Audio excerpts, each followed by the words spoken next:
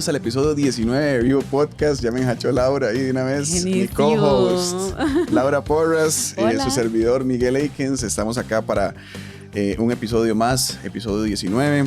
Tenemos a nuestro patrocinador, Nahua Soul. Ellos quedan ubicados en ¿cómo se llama? Metrocentro Sabana. Metrocentro Sabana, gracias.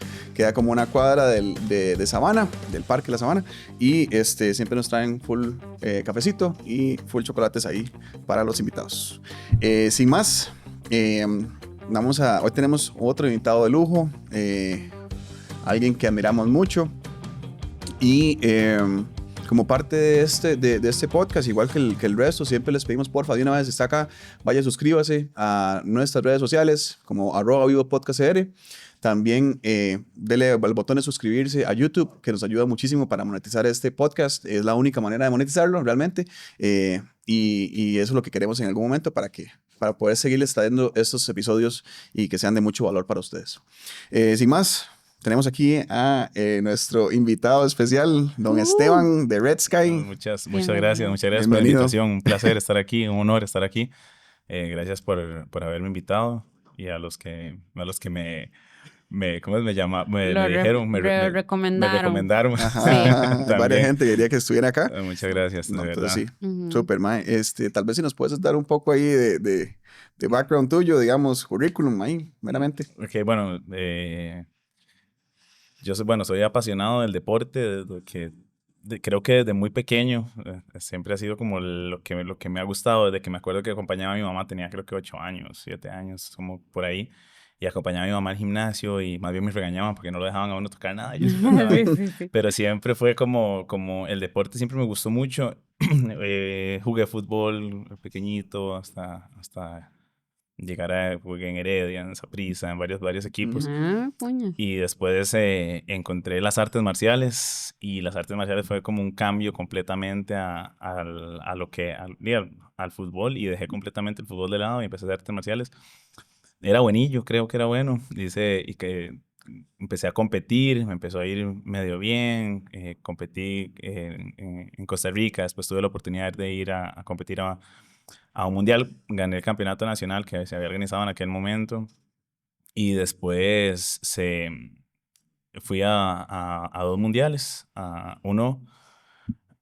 en uno justamente 15 días antes de irme me fracturaron una costilla en un entrenamiento, entonces fui a pasear. No, fui de esquina del equipo de los que íbamos de aquí de Costa Rica, fui de esquina a apoyarlos, y ya el próximo año sí fui al mundial de la IKF, que se hace en Orlando.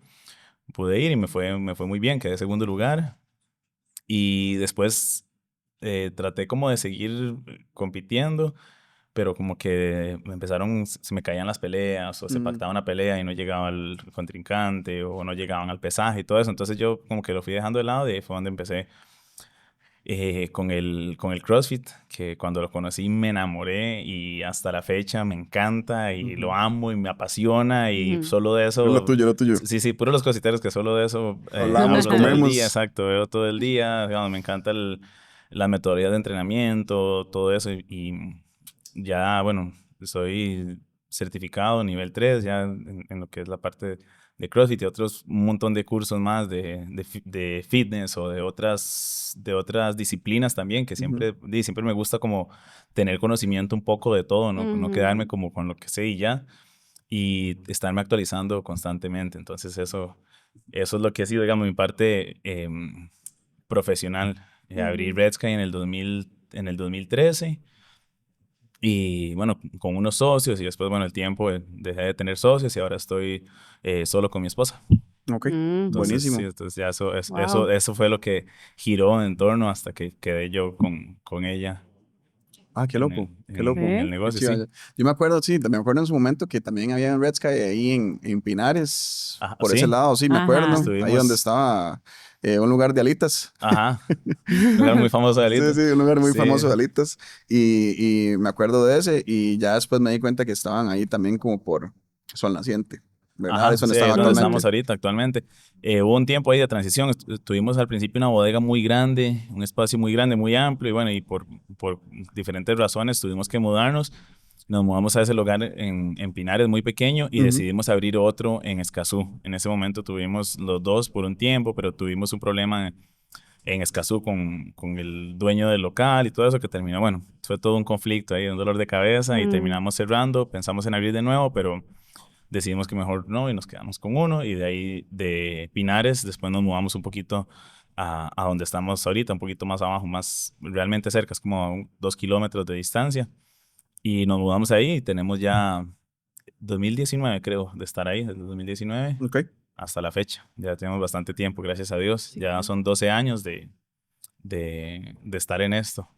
Hace poco hace bastante tiempo. Sí. Y bueno, para entrar en materia ya, ahora sí, don Esteban, que para vos, siempre hacemos la pregunta de rigor, para vos, ¿qué es estar vivo? ¿Qué es sentirse vivo? Ay, bueno, ¿qué es sentirse vivo? Qué pregunta más buena. Ok, de ahí, creo que estar vivo, bueno, creo que estar vivo como que nos va enseñando el camino, ok, no es algo como que damos por sentado, creo que es algo como que lo hacemos, que es algo completamente común, porque estar vivo y nadie, realmente eso nunca lo piensa uno, hasta que creo que uno va madurando o entendiendo ciertas cosas de la vida, las cosas buenas que pasan, las cosas malas que pasan, y creo que estar vivo es compartir o ser alguien funcional para la sociedad, alguien funcional para los demás, el aportar a las personas que lo rodean, sea emocional, económica o de cualquier manera que se puede ayudar a las personas. Y creo que eso es lo que lo hace sentir más vivo a uno, como realmente esa sensación de cuando ayudas a alguien, ver que fue algo bueno. A veces algo tan simple como decirle algo a una persona que usted ve que le cambió la mentalidad, dijo, uy, sí, o que lo motivó, que tal vez estaba triste y lo alegró. Algo tan simple como eso. Hace poco escuché a un pastor que dijo algo muy interesante. Dice, cuando se sienta triste o se sienta deprimido, vaya y haga algo bueno por una persona. Le aseguro que se le quita, o sea, se le quita esa sensación de sentirse triste, porque cuando ves a alguien que no tiene comida y le das comida, esa sensación de ver esa alegría en la persona se le va a quitar, o sea, va a sentirse y va a tener como un shock y decir, ok, sí, no me puedo sentir triste, estoy haciendo algo bonito por alguien le hice pasar a alguien un buen momento, entonces creo que eso es parte como de sentirse vivo. Qué chido eso que decís. Qué bonito, y eso es muy congruente con lo que en el episodio pasado nos compartía André, de que vos la alentaste muchísimo y le cambiaste, literalmente, eso fue lo que ella nos compartió, le cambiaste la mentalidad, ¿verdad? Y qué bonito que puedas experimentar eso con tu trabajo. Sí, realmente, bueno, eso es algo que creo que me ha gustado demasiado de lo que es el CrossFit o el entrenamiento, que es que muchas veces no creemos en nosotros y no creemos en las capacidades que tenemos y hasta que uno empieza a hacer algo. Y eso lo digo por experiencia propia, porque en algún momento no me creí capaz de lograr algo y después lo logré y después yo, uy, pero puedo hacer esto y puedo hacer esto y puedo hacer esto. Y cuando me encuentro uno dice, o sea, puedo hacer todo lo que me propongo hacer y lo logro. Que muchas veces yo creo que esa mentalidad, si yo la hubiera, o si alguien me la hubiera dado mucho tiempo antes, hubiera logrado más cosas. Porque esa mentalidad para llegar, bueno, todo llega en el momento indicado. Pero creo que esa mentalidad la fui formando y me fui dando cuenta conforme iba pasando el tiempo, conforme iba logrando cosas, desde cosas personales, desde entrenamiento, desde logros con mi esposa, logros en equipo, o sea, ha sido como algo que me he dado cuenta que el proceso es lo que le da a uno ese sentimiento de lograr, de ver que puedo. Y muchas veces el transferir eso a la gente me gusta mucho porque mucha gente llega como sin pensar ay, es que o con muchos miedos, muchas inseguridades y lograr, muchas veces le digo a la gente más que yo creo más en usted de lo que usted cree en usted misma, porque yo sé que usted puede y estoy seguro que usted puede, pero usted se pone una barrera mental que no logras y cuando superan esa barrera mental se dan cuenta de que "Ma, tenía razón", Ujú. y lo logré, y eso da pie a seguir mejorando. Qué satisfacción para vos como Claro, entrenador ver a esa claro, persona digamos. superar ese límite que uno se autoimpone y verlo superarlo para vos debe ser, Claro, ¿verdad? digamos, cuando he visto gente, por ejemplo, que llegan con un objetivo y lo logran, más bien a veces es difícil hasta que buscamos otro objetivo, Ujú, ujú. pero es Andrea Zuna, Andrea Zuna, que desde que empezamos ahí fue, y siempre, y a mí me gusta como salir mucho de la zona de confort. Hasta personalmente, me gusta no estar en una zona de confort, me gusta siempre como buscar, ok, un poquito más, que a veces digo, "Ma, ¿por qué me metí en esto si me está costando Ujú. tanto? Ujú. Pero bueno, ok, tengo que lograrlo, Sí, tengo en la que..." pura incomodidad, cuando uno está en Exacto, la pura exacto. Yo creo que incomodidad. eso es parte de sentirse, de lo que hablamos anteriormente, de sentirse vivo, de poder, de tener que hacer algo más, no estar conforme. Ok, eso puede ser ahí muy relativo, no Ujú. estar conforme, pero siempre buscar mejorar. Ujú. Entonces, siempre, bueno, con Andrea específicamente, yo le dije, ok, ya ganamos, cuando ganamos competencia, yo dije, ok, ya, ahora sí, ya pasamos al siguiente nivel. Ujú. Ya, o sea, ya nos que superamos barreras en una categoría y vamos a los más duros. O sea, es eso, es buscar competir con los mejores, estar con los mejores, que es mejor, hay un dicho que dice, creo que es mejor ser cabeza de ratón que cola de león. Ujú. Ujú. Entonces Ujú. es mejor, o sea, estar ahí con los duros que estar dominando algo que es fácil relativamente. Sí, porque a veces pasa mucho, ¿verdad? En competencias, que es como, mae, bueno, hace poquito vi una compe que dijo, que decía como, si usted ganó alguna de las categorías en las compes anteriores, usted Ajá, solamente puede participar en la que le sigue. exacto. Ejemplo, digamos, si usted estaba en intermedio y la ganó en podio, usted no puede ser intermedio ya en esta compe, tiene que ir Ajá. a RX. Sí, Ujú. eso sería muy interesante que se aplique constantemente Ujú, por un claro. tema de... No me acuerdo cuál compe fue, pero sí ya, Sí, Yo creo yo que fue sé, en Woodstock, creo. ajá, Bueno, por ¿será? lo menos yo vi sí, en Woodstock eh, como que si uno ya había ganado o había quedado top ajá, 10 de la categoría anterior, ya le sí, como si que era le... intermedio tenía Mm, que ir a RX. Sí, Ajá. creo qué que, loco. no sé si fue en WhatsApp, no me acuerdo realmente en cuál fue, pero sí, yo también lo vi. Ujú, Ujú, Y, ujú, y eso es realmente esa parte también de ir profesionalizando el deporte, que ujú, yo creo en muchas cosas, creo que se podrían mejorar muchas cosas a nivel nacional, pero son cuestiones muy difíciles de mejorar.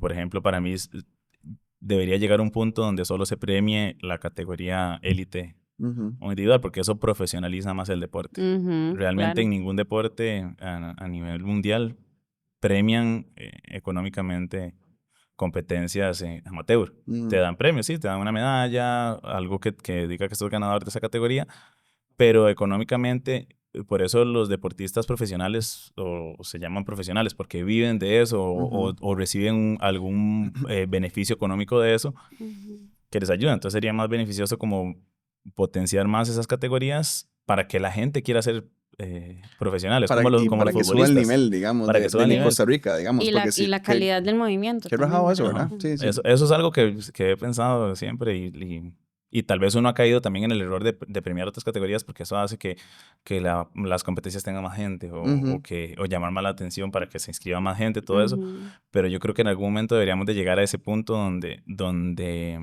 se logre profesionalizar. Por ejemplo, y el sueño de todo niño tico es ser futbolista. ujú, Todo niño ujú, es decir, yo quiero ser futbolista ujú, y se pone esa parte de que, ok, si vos jugás en una categoría menor, probablemente si no es alguna división profesional como segunda o primera división, no vas a tener un salario, ujú, no te van a ujú. pagar, no vas a vivir de eso. correcto. Eso debería de pasar con todos los deportes. Ahora, son deportes donde no hay tanto dinero involucrado como el fútbol, pero yo creo que en algún punto se podría como balancear Ujú, un poco y que ujú, los profesionales sean los que tengan la posibilidad de ganar un poco más.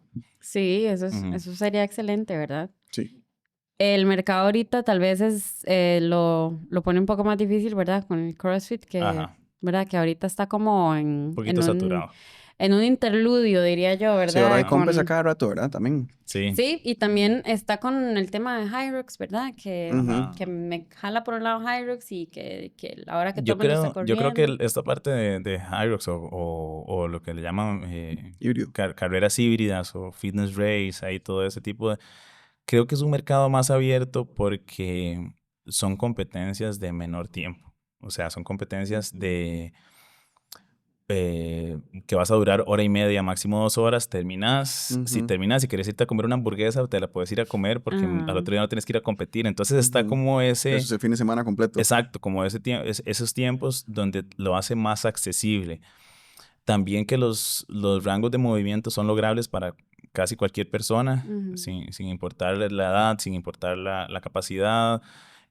Obviamente tiene que tener un nivel de entrenamiento, pero son rangos de movimiento que todos pueden lograr. Lo que pasa con CrossFit es que hay factores técnicos, de habilidades, que la gente debe de manejar. Entonces, a la hora de trabajar o de que existan estas carreras híbridas, creo que abre espacio a mucha gente que le gusta entrenar CrossFit o funcionales o como lo quieran llamar, y quiere hacer un poquito más o retarse a algo más. Entonces es como la gente que les gusta correr y van a hacer su carrera de 10 kilómetros cada 15 días y van midiéndose sus tiempos. Y esta duré 54 minutos, uy, quiero bajarlo a 53. Eso creo que es eso mismo que pasa con las carreras híbridas o en este caso con Hyrox y todas las que existen, que ya ahora hay bastantes carreras híbridas. Y ese es me parece que lo que potencia esas carreras, que son de poco tiempo, de trabajo. Muchas veces los atletas profesionales compiten un día y el otro día también compiten individual y el otro día en parejas. Por ejemplo, que eso pasa mucho, viceversa. Creo que en parejas y después individual. Pero es esa ventaja que tenés de que no quedas tan agotado como una competencia CrossFit, no te fatiga tanto, la recuperación es más simple, más rápida. Más noble. Exacto. que pasar 2 días, 3 días compitiendo. Claro. Creo que eso hace que varíe un poco el público meta. Entonces, eso es lo que da más flexibilidad, claro. Sí, no, buenísimo. Y ahora tengo varias preguntas. Ya hablamos un poco de la parte profesional, sí. Hablemos un poco, digamos, bueno, también hablamos del negocio, de Red Sky.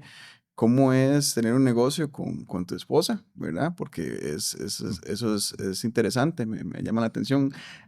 ¿Por qué te llama la atención? No, porque yo creo que yo soy un hombre casado también, entonces a mí me gustan mucho las interacciones de parejas, digamos. Sí. Y a nivel familiar, digamos, ¿cómo eso impacta? ¿Vos tenés hijos? Sí, yo tengo un hijastro de 17 años. Y una bebé de 1 año y 2 meses. Entonces, sí, es el lapso ahí de años muy variante. Yo tengo ya de estar con María desde el 2017. Nos casamos en el 2021. Y bueno, Daniel, que es mi hijastro, fue realmente el motivo por el que yo conocí a María. Entonces, es muy bonito. Yo ese chiquito lo adoro. Ese man es bueno... Yo pensé que iba a ser mi único hijo, que me iba a dar la vida. Yo dije, bueno, Dios no me va a tocar tener más hijos y bueno, no era como yo lo pensaba, porque sí quería tener un hijo y mi esposa me dijo, bueno, si Dios me lo manda, yo lo tengo, y Dios no la mandó a Emita.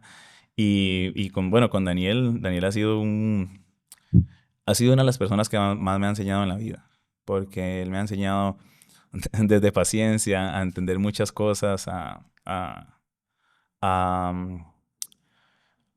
muchas veces tal vez entender y muchas veces no poder meterme en cosas que quiero por respeto a los papás. El papá eres un papá presente, entonces muchas veces a ver y aceptar decisiones que tal vez no estoy de acuerdo. Casi siempre trato de opinar si es para mejorar, exacto, si es porque yo creo que algo tal vez se puede mejorar, pero a veces esas opiniones pueden causar ciertas exacto. Es que porque nosotros somos una familia combinada igual. De hecho, Noah, digamos, es fuera de matrimonio, y luego tengo a mi esposa y tenemos a Eli, ¿verdad? Eli tiene 3, va para 4.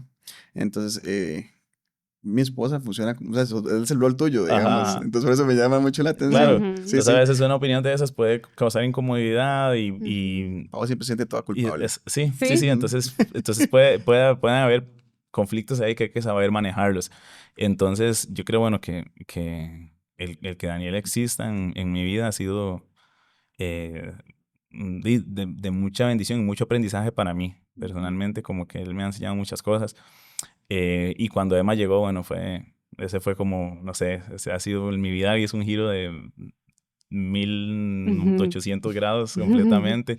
Mi mamá, mi papá, mis suegros, todo el círculo familiar que nos rodea fue un boom completamente. Y Emma es una niña tan amada. Qué rico. Cuando Emma, nos dimos cuenta de ella, ella vino a cambiar nuestras vidas. Ya teníamos de tener el negocio, de estar yo solo con mi esposa del negocio como aproximadamente desde el 2020, 2019, 2020, ya que estábamos solo nosotros. Y ese fue, bueno, tuve que cambiar ciertas cosas. Yo ya no puedo estar tanto tiempo en el gimnasio, sino que ya me toca delegar un poco más, que siempre me ha costado esa parte de delegar.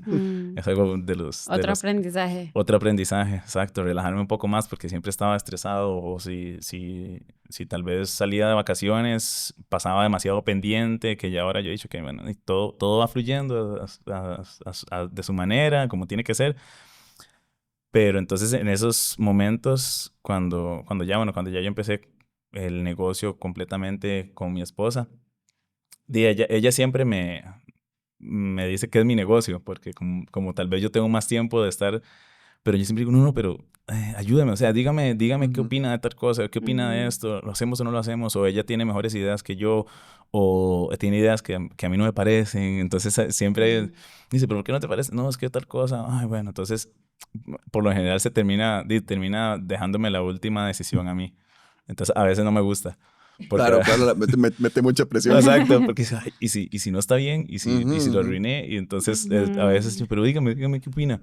¿Usted crees que está bien? Y tal vez me da la opinión y me da una base muy sólida. Y digo, ok, sí, mejor no lo hago o mejor lo hago.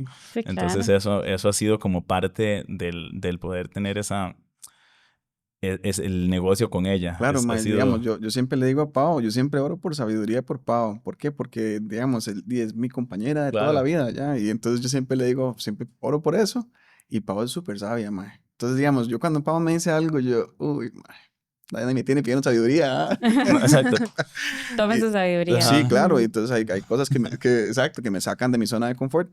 Pau es una que me saca de mi zona de confort. Bueno, cada uno de mis seres, de mi familia, Ajá. me saca de mi zona de confort. Entonces me llama mucho eso la atención que... Yo creo, siempre he Claro. pensado que las mujeres vienen a la vida del hombre a esa parte, a sacarte de esta zona de confort. Porque, bueno, ustedes siempre han hecho el dicho de que las mujeres, ay, es que joden, Ujú, ¿verdad? ujú. Entonces, Pues eso, machista la vara. ajá, sí, Sí. Sí, pero sí. puede tener un trasfondo diferente, porque todo el mundo lo puede ver de esa forma, pero muchas veces eso que llamamos que joven puede ser porque nos ven cómodos y no se van toque. Porque ven algo que... Exacto, porque ven o sea, algo usted más. puede un Y porque poquito hay más. potencial también, Exacto, ¿verdad? usted puede un poquito más. Entonces, Ujú. tal vez uno está ya tranquilo o algo y ellas tal vez dicen, no, pero Suave. te Ujú. joden para Ujú. mejorar. Por Ujú. eso hay muchos dichos de ese índole que se puede caracterizar como machista, pero realmente si usted piensa en el trasfondo de los dichos, puede que sean ciertos, como detrás de un hombre hay una gran mujer. Claro, Ujú. porque uno ocupa que te saquen de la zona de confort, que te vayan Total, empujando, mae. porque Ujú. Total. si no tienes una mujer que te aporte, que te ayude a ser mejor, creo que no.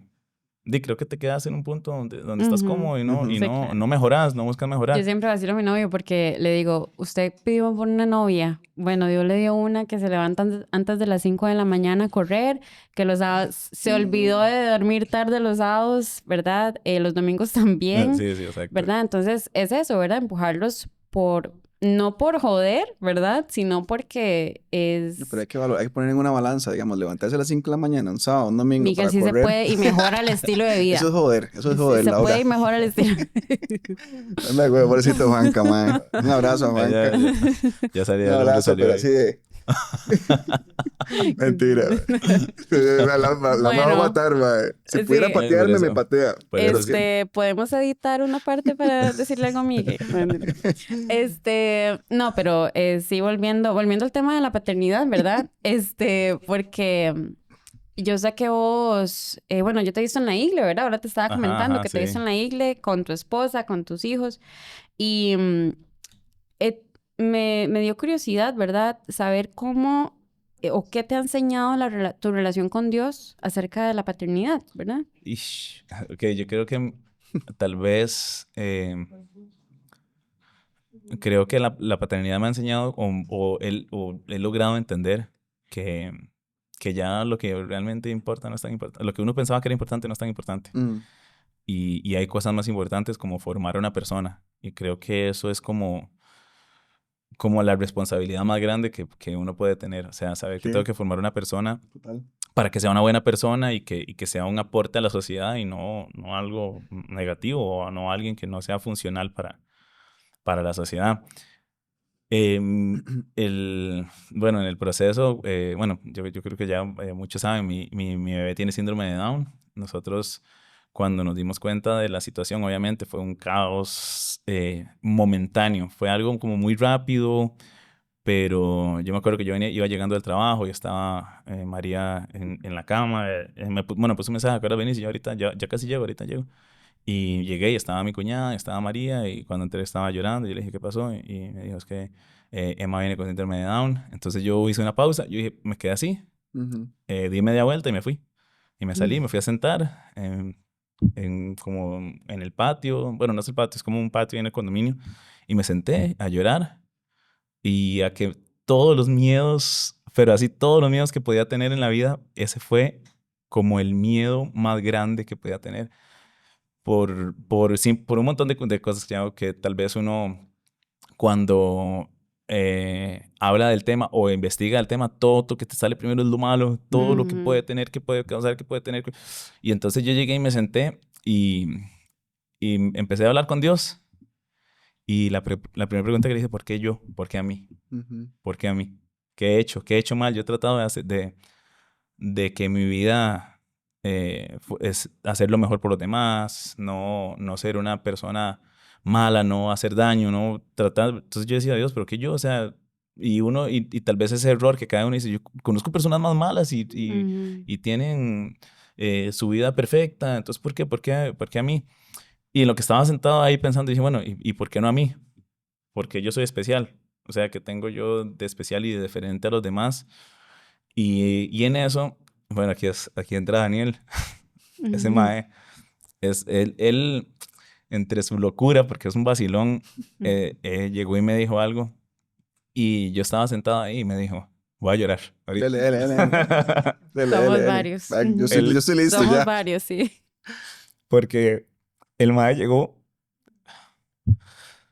como en ese momento, él me dijo, usted sabe que las personas con síndrome de Down son más felices. Y lloro porque yo dije, madre, ¿qué me pasa?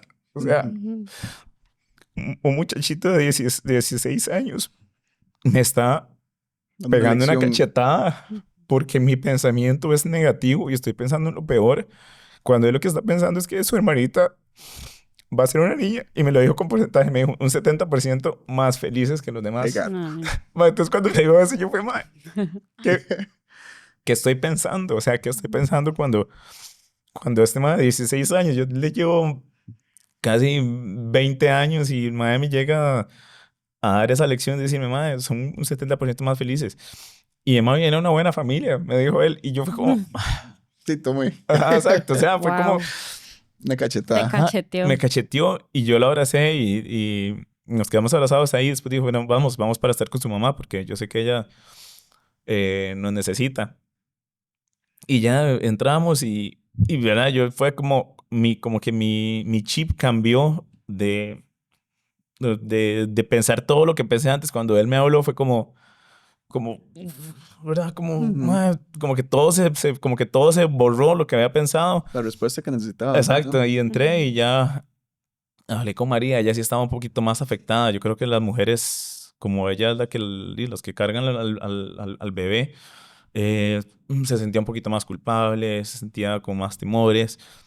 Y me senté y hablé con ella y le dimos todo el apoyo. Y le dije, bueno, ahora hay que buscar cómo solucionar, ya, cómo hacer que todo esto vaya bien. Ya uno empieza a investigar, ya empecé a leer más acerca de la condición del síndrome de Down.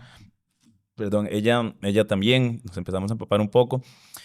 Y claro, yo pasé una semana, no voy a mentir, que no quería ver a nadie. Yo pasé una semana que no quería ir a trabajar, no quería, llegaba al gimnasio y apenas terminaba de dar la clase, me iba o me iba para la oficina del Río donde nadie me viera, porque estaba tal vez muy confundido o con muchos temores. Siempre los temores nunca se quitaron hasta que nació. ¿Y qué pasó Ajá. cuando nació? El mejor momento de mi vida. Bueno, pero se despertaron muchos temores. Porque se fueron unos, se aparecieron se fueron otros. unos, exacto. Cuando ella nació, nosotros, bueno, fue por cesárea, yo pude estar por dicha en el parto, pude acompañar a María, pude verla nacer. Cuando ya nació, me dijo la doctora, papá, ella va a tener que pasar en incubadora, está un poquito agitada, está un poquito la respiración un poquito descontrolada, entonces nada más la vamos a llevar, puede llegar en 1 hora y media. Y María le iban a hacer el salping, ¿verdad? Entonces, en ese momento, por dicha, tengo un primo, Ernesto, que Ernesto, mi mamá lo cuidó desde que tenía 1 año, entonces es como... ese fue como... mi mamá, hijo. Sí.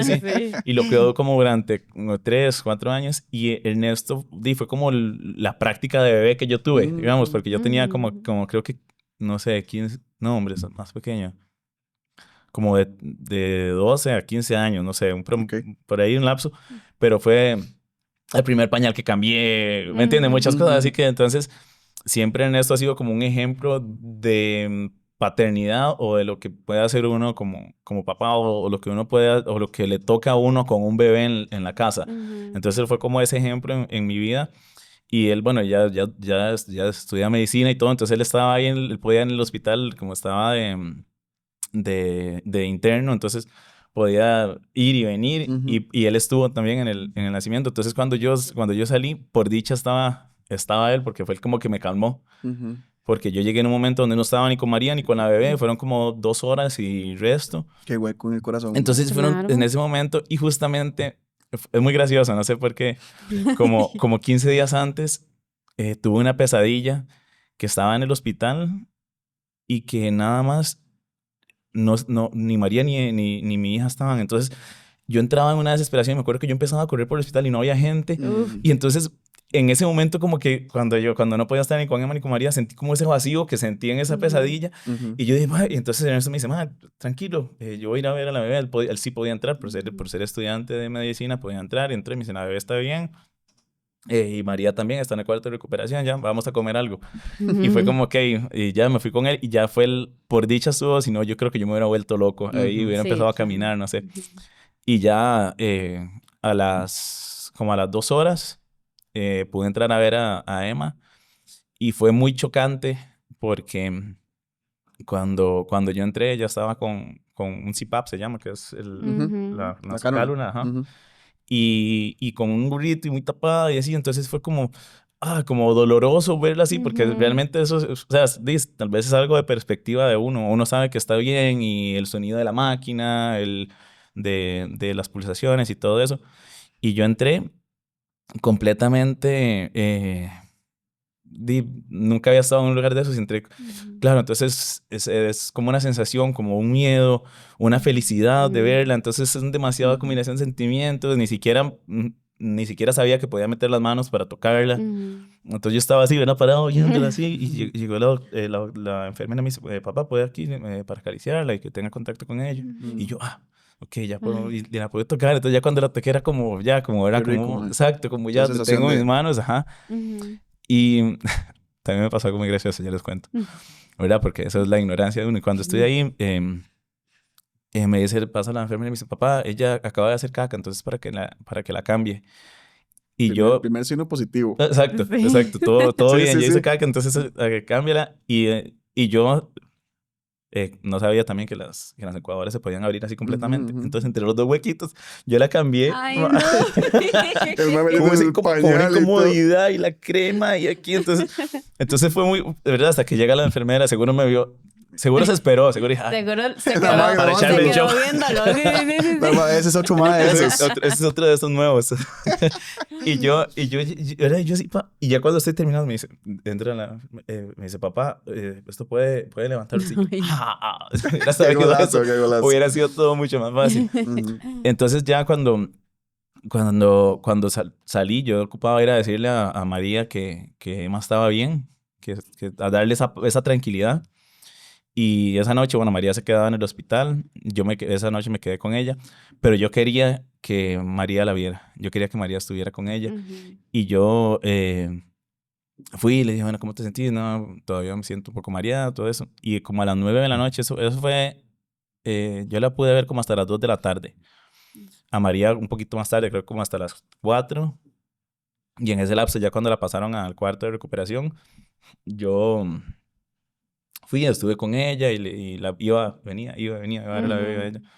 Y como a las 9 de la noche fue, creo, que ya le permitieron levantarse, entonces yo la acompañé y fui y la vi. Para ella fue muy duro como verla en ese momento porque por verla así, igual, la El misma mismo sensación impacto que yo tuyo. sentí. Pero ya ella pudo estar o sea, pudo estar con ella. Entonces Emma estuvo 15 días, yo esa noche me quedé durmiendo ahí con María. Ya la otra noche, creo que María la dejaron una noche más, si no me acuerdo.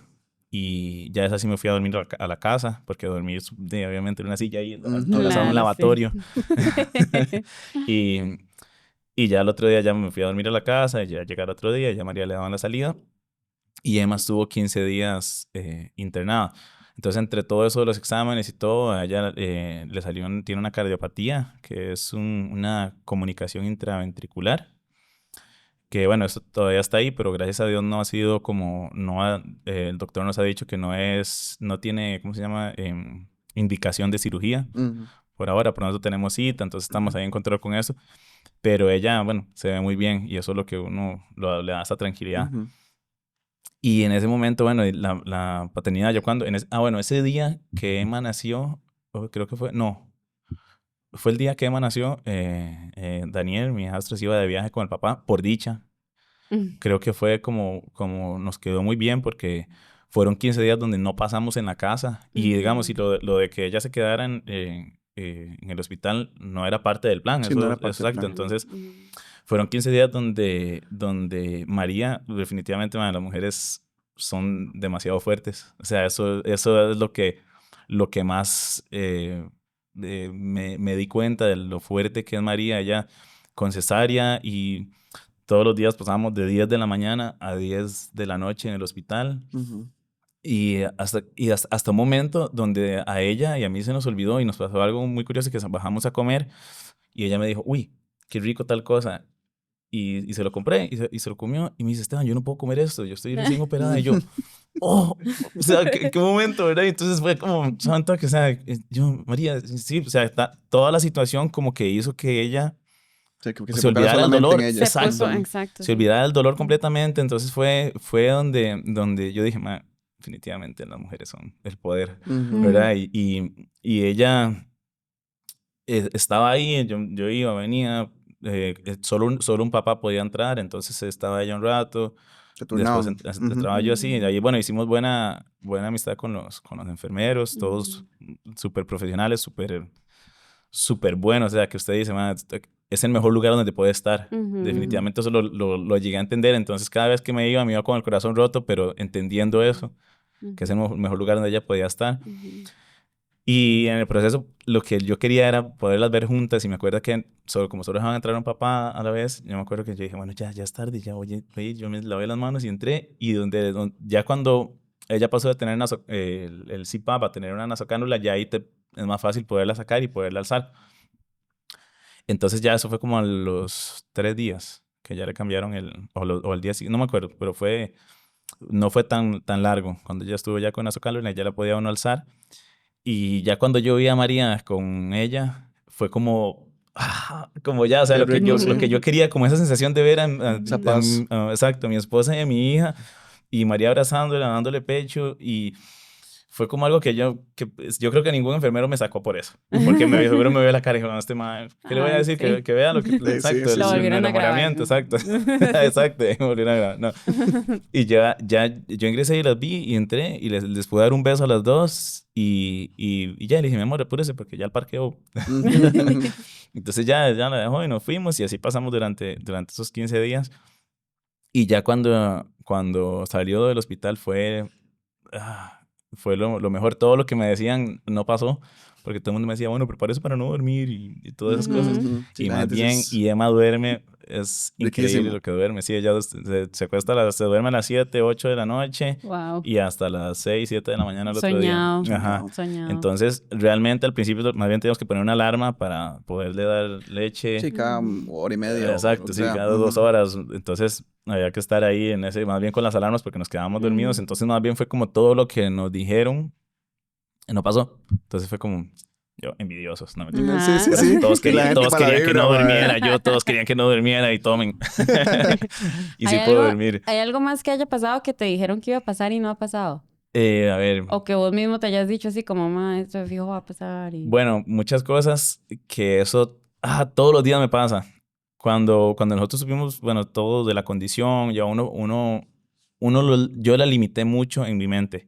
En decir, bueno, sí, ella le va a costar más lograr tales cosas, le va a costar más ser más entendida, y eso ha sido como, como ha sido todo lo contrario completamente. Por ejemplo, Emma desde los 4 meses ya dice hola. O sea, ya hace el gesto con la mano diciendo hola. Entonces ese tipo de cosas fue como, ¿saben toque? O sea, si está diciendo hola. Y entonces uno decía hola. Y ella respondía y era como, entonces sí, con mi esposa veíamos y ella, bueno, ella va a estimulación temprana, tiene, bueno, va a terapia, va a olimpiadas especiales, tiene un montón de estimulación que creo que esa es la clave, ¿verdad? De lograr que ella esté tan bien. Y cuando empezamos a ir a estimulación con los otros bebés, ella siempre fue como la más chispa, como la que, digamos, todos los bebés, ninguno decía hola, ella sonreía, ella aprendió a aplaudir antes que otros niños neurotípicos, que esa es como la forma Sí, que se que se debe, o sea, exacto, refieren. que se refiere a los niños que no tienen una condición. Entonces fue como decir, "Mae, ella está logrando todo por lo menos la parte cognitiva es sorprendente. O sea, ella es así capta. Ahora, por ejemplo, lo ve a uno con el teléfono y hace así la mano. Ay, qué Entonces son muchas linda. cosas, ¿verdad? Qué bella. Que ella hace. Ya ahorita, estos últimos 2 meses ha empezado como ese carácter un poquito más que lo que no le gusta y lo que le gusta, ¿verdad? Entonces es Qué tan chido, man. entendida y uno le dice manos arriba. Ella hace completamente todo que eso vimos durante el proceso, que muchos niños neurotípicos, no, no todos somos diferentes, y hay unos que Todos somos aprenden antes o diferentes. después, pero nos dimos cuenta que esa limitación la teníamos nosotros en la cabeza de pensar que ella iba a durar mucho más que los otros en eso. Hay otras cosas que tal vez le pueden estar costando más, por ejemplo, el comer, que es algo que ha ido durando un poquito más, el ponerse de pie, ciertas cosas, pero hay niños neurotípicos que también les cuesta, o sea, yo ya entendí que yo no puedo limitarla a ella a mi pensamiento. Ya, yo creo Wow, que yo sí. no puedo limitar a mi hija a lo que yo pienso, sino que ella vaya a su ritmo y que me sorprenda. O sea, que porque todo ha sido sorprendente cuando empezó a aplaudir, cuando se le pone una canción y empezó a bailar, todas esas cosas así como, Qué digamos, todo linda. eso, digamos, Qué chido, ha man. sido como esa realidad que yo no pensé que iba a existir. Wow. Ma, ¿y cómo es la relación ahora que vos decís esto de tu hijo con tu hija? Sí, es un hermanazo, man. Sí, sí, Sí, O sea, digo yo, ¿verdad? campeón. No sé, tal vez estoy... ahorita, digamos, Daniel es como más, como está en la edad también, ahí que los compas y que salir y que ir aquí. Entonces tal vez no pasa tanto tiempo con ella, pero yo sé que él la adora porque él lo dice y tal vez él tiene más comunicación de esas cosas con la mamá, Ujú. ¿verdad? Pero entonces sí se nota lo que la quiere. Ayer llegó con unos amigos y dice, ¿la puedo llevar a alzar? Yo, papi, Ay, llévesela, qué sí. Entonces linda, yo qué ahí bella. la alzó y ella se puso ahí como medio incómoda porque sí es como selectiva con la gente hasta el rato que los va conociendo. No es así como al principio era más que se iba con cualquiera para que ya ahorita no, ya ahorita está más quitadilla y solo como con los que conoce. Entonces Daniel alzó y donde la llevó, entonces se puso ahí, entonces yo me levanté y estuve ahí con ella, pero Daniel, yo sé que la adora, o sea, él, solo que ahorita digamos pasa y la ve, llega y le da besos, a veces yo siento tal vez como que se cohibe un poco cuando estoy yo, seguro no sé qué sentirá o si pensará que, no sé, pero siento que se cohibe cuando está conmigo, pero yo la vez pasada entré al cuarto, estaba solo con ella, estaba ahí jugando con ella y cuando me vio fue como, uy, Ajá, era como que como le que dio seguro le da vergüenza. pena, sí. Entonces me dio risa, yo nada más lo ignoré y seguí haciendo lo que estaba haciendo y él siguió ella jugando con ella, pero tal vez un poquito más como... Claro. Sí. Vos nos comentaste que con tus atletas, con tus clientes, ¿verdad? Vos les enseñas mucho, les ayudas a desbloquear su mente, a ir más allá de sus límites, ¿verdad? ¿Cómo te ha enseñado eso tu hija? Sí, demasiado, digamos. Emma me ha enseñado... Yo creo que Emma llegó a la vida a motivar, ha sido como la motivación de todo en mi vida, a ser o sea, a ser mejor esposo, a trabajar mejor, a buscar lo mejor para mi familia. Entonces creo que ella es como ese motivante constante, porque yo ahora, bueno, desde que soy papá, todo el día pienso en ella. Todo momento, todo lo que voy a hacer, pienso en ella. Siento una responsabilidad enorme en mis hombros con formarla a ella, con darle lo mejor que pueda a ella y a mi familia. Entonces yo creo que Emma me llegó a sacar de esa zona de confort Mm. que yo, que, La que estabas hablando, mae. exacto, que yo busco a mis atletas sacarlos de ahí para que mejoren. Y creo que Emma ha logrado eso en mí, buscar que yo mejore, porque tal vez antes de yo ser papá o de darme cuenta que iba a ser papá, hubo un lapso, tuve muchos problemas con unos socios y hubo un lapso como que tal vez tuve como una depresión escondida ahí, ¿verdad? Que me costó, que ya iba a trabajar pero desmotivado. Eh, Hubo una persona que me sacó a mí mucho de eso, que fue Leonardo Vindas, que es, bueno, ese es mi hijo del CrossFit, le dicen todos. Pero Leo fue una persona que cuando yo lo conocí, él entrenaba, empezó a entrenar en Cronos, pero hacía atletismo y jugaba fútbol. Y entonces él me decía, "Ma, quiero que me entrene para específico de eso". Y yo, bueno, ok, está bien. Hasta que un día empezó a entrenar ahí con nosotros y yo le vi un montón de potencial. Yo dije, este man, esto es ¿cómo Una es? máquina en Una máquina y potencia. es un diamante en bruto. Yo dije, pero yo no lo presioné, él empezó a vernos entrenar, a ver las competencias, a empaparse un poco más y él me dijo, me dice, yo quiero que me entrene para competir. Tenía 16, 17 años, creo. Leo, y yo le dije, bueno, madre, dele, le digo yo, lo que pasa es que, yo no entreno para competir, pero usted tiene que probarme que quiere, o sea, yo no voy a estar insistiéndole a usted de que entrene.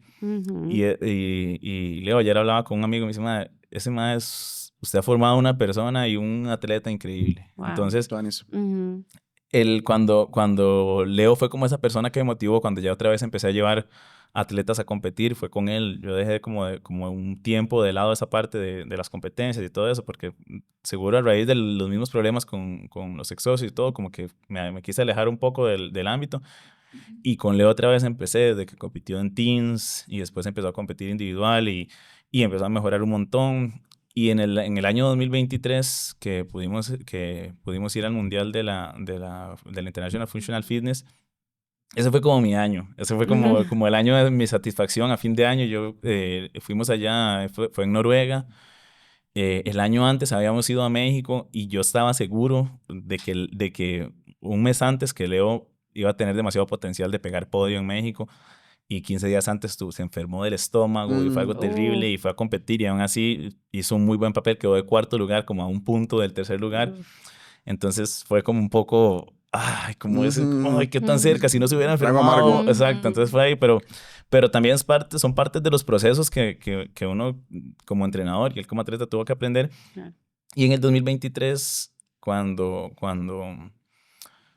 fuimos al Mundial, Leo hizo el campeonato increíblemente, o sea, ganó completamente consolidándose, ¿verdad? Wow. El primer lugar en la categoría sub-20. Entonces, bueno, ganó el campeonato mundial y ese viaje aproveché para ir a ver a mi hermano a España. Entonces fue como que todo fue demasiado...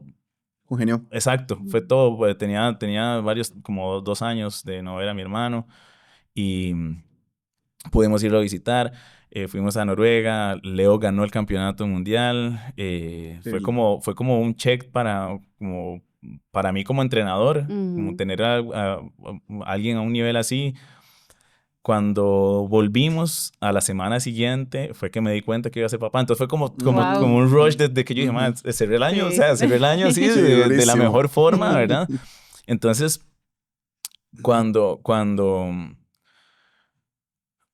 yo empecé, o sea, fue como que me entró esa motivación de todo, de que yo dije, "Ma, ahora sí, o sea, que esos momentos que uno se siente que soy el rey del mundo Ujú. porque Dios acomodó todo para sentirse uno así, ¿verdad? De esos Ujú. Sí. puntos.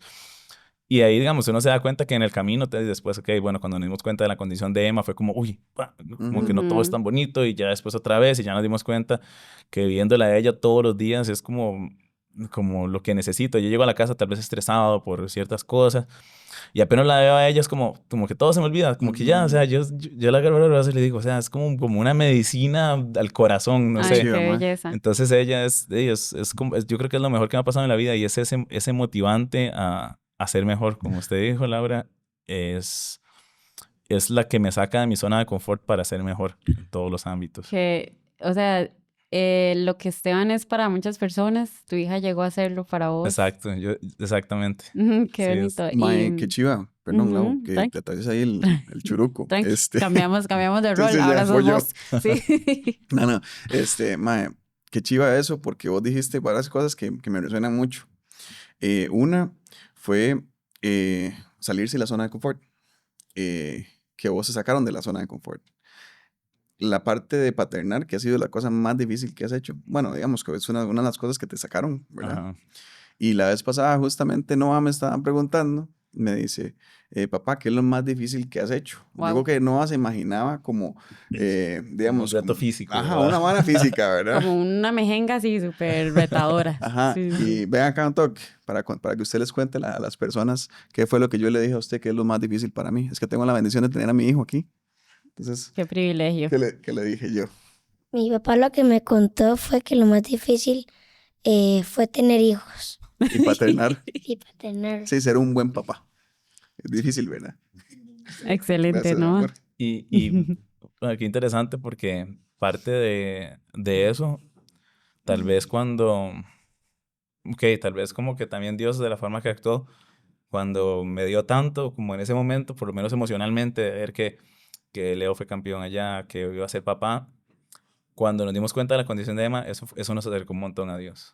Fue ese momento donde yo dije, justamente como 15 días antes de ir, fui a una caminata nocturna ahí con mi cuñada en Cartago. Caminata muy bonita, íbamos hablando de eso. Y yo le dije, yo le digo, tía, yo realmente quiero acercarme un poquito más a Dios porque yo siento que Dios siempre ha sido y siempre lo ha tenido presente en mi vida, pero tal vez uno lo da por sentado. Ujú. Uno sabe que está ahí, que bueno, y sí, todas las noches oro, pero tal vez está ahí y ya, Ujú. ¿verdad? Entonces yo creo que ahí fue donde yo le dije, ella me dijo, bueno, vamos a la iglesia, acompáñenos. Yo le he dicho a María que vayamos. Y yo le dije, sí, María me dijo, bueno, entonces, pero acomódense de verdad y vayan. Entonces, obviamente no fuimos, cuando nos dimos cuenta de la condición de Emma, lo primero que fuimos fue a la iglesia. Y ese día fue muy bueno. Claro, ¿verdad? Ahí lloré y mi esposa lloró y, de verdad, durante todo Ujú. El la servicio, hora y media, sí, digamos. durante todo el Ujú. servicio, desde que empezó hasta que terminó, no paramos de llorar. Y en ese, bueno, el pastor, que es Carlos Villalobos, creo que es que él es Ujú. médico. Alejandro. Ujú. Alejandro Alejandro, Villalobos, Alejandro sí. Villalobos, Sí, sí. don Ale. Sí, Carlos es otro amigo. Sí. Ajá, él se acercó y nos habló y fue o sea, como muy, o sea, como que todo se acomodó Para tener esa para conversación. tener, exacto, sí, para hablar con él, y él es todavía especialista en ginecología, Ujú. entonces fue como más Ujú.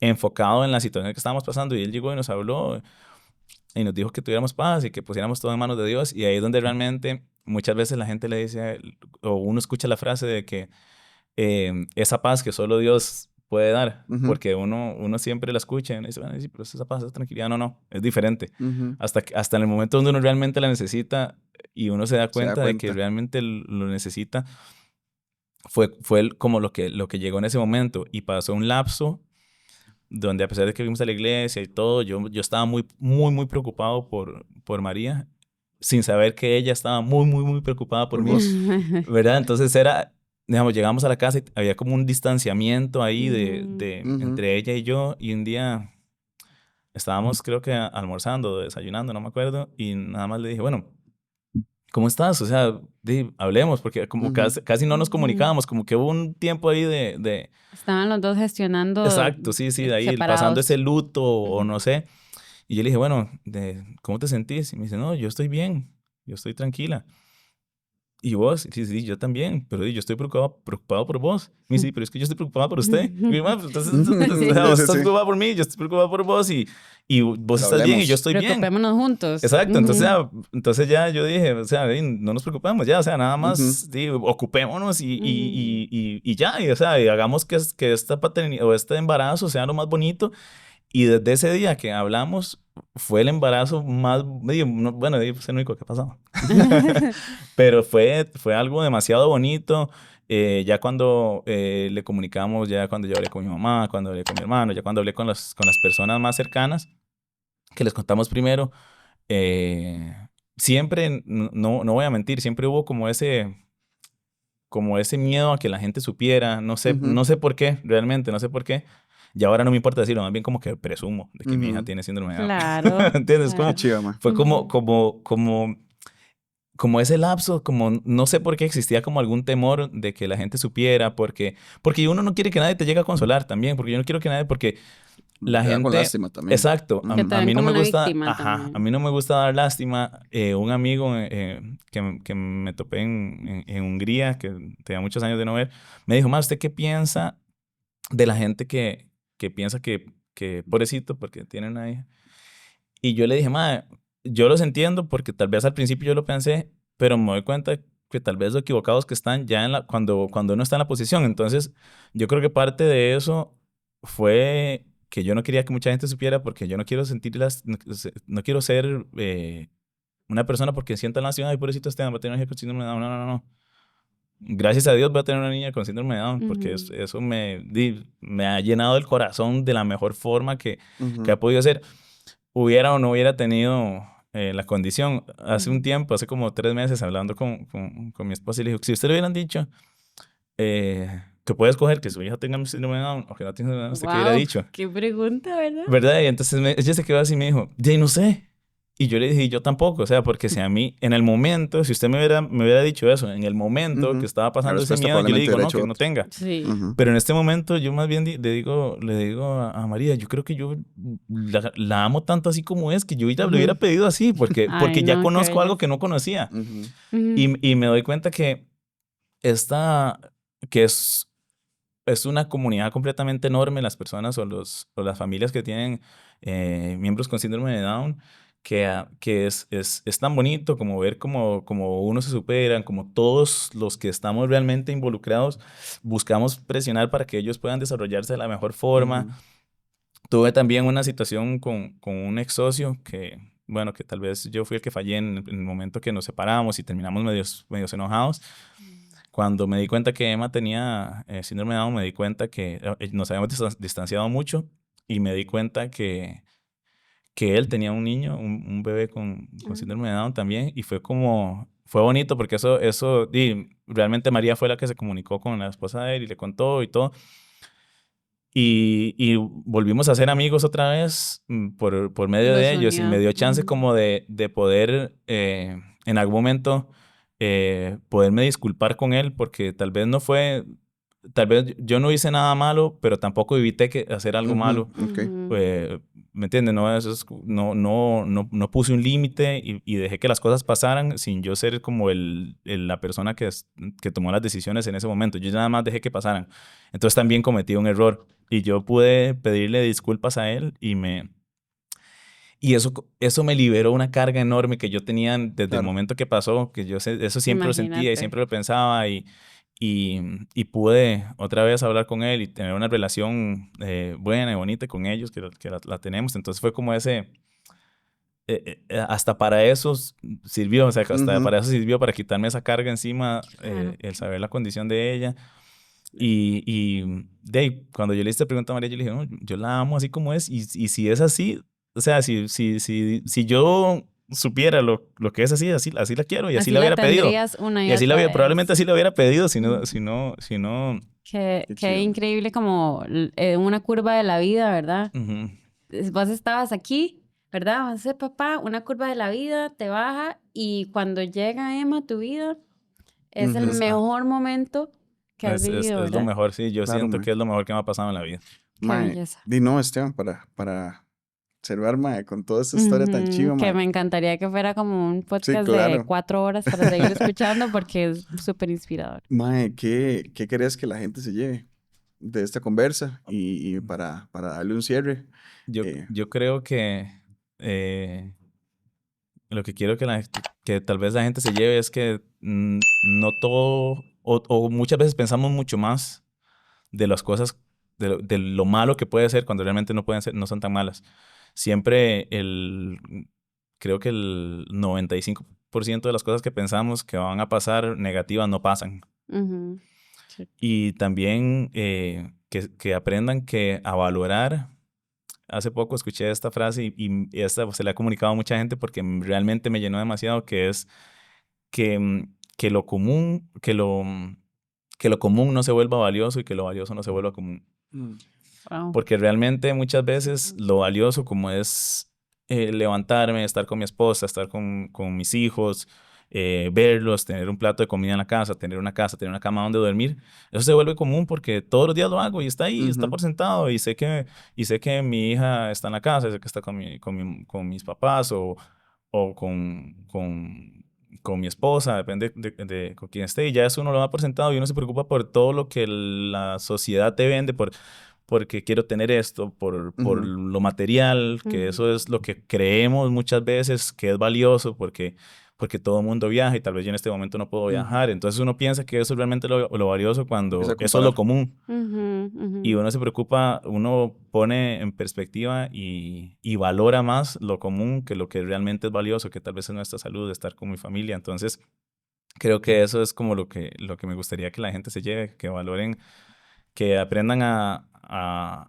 valorar lo importante y no muchas cosas que creemos que son importantes hasta el momento donde pensamos o pasamos por una situación de no esperar a que un ser querido falte para decir, ¿por qué no lo abracé? ¿Por qué no lo amé? ¿Por qué no se lo dije cuando lo tenía todos los días a la par? Y no lo hice, y ahí es donde te das cuenta que realmente realmente que es valioso. claro. Entonces eso creo que sería como lo que me gustaría que la gente... Buenísimo. Y si ustedes llegaron hasta acá, escucharon ese mensaje y no les hace vivir el resto de su día diferente, vuelva a escuchar el podcast porque de verdad que le cambia a uno completamente la actitud. Sí, y si llegaron hasta acá también, chiquillos, los instamos a que nos cuenten qué es lo valioso para ustedes. En los comentarios, porfa, comenten, compartan también, que nos ayuda montones.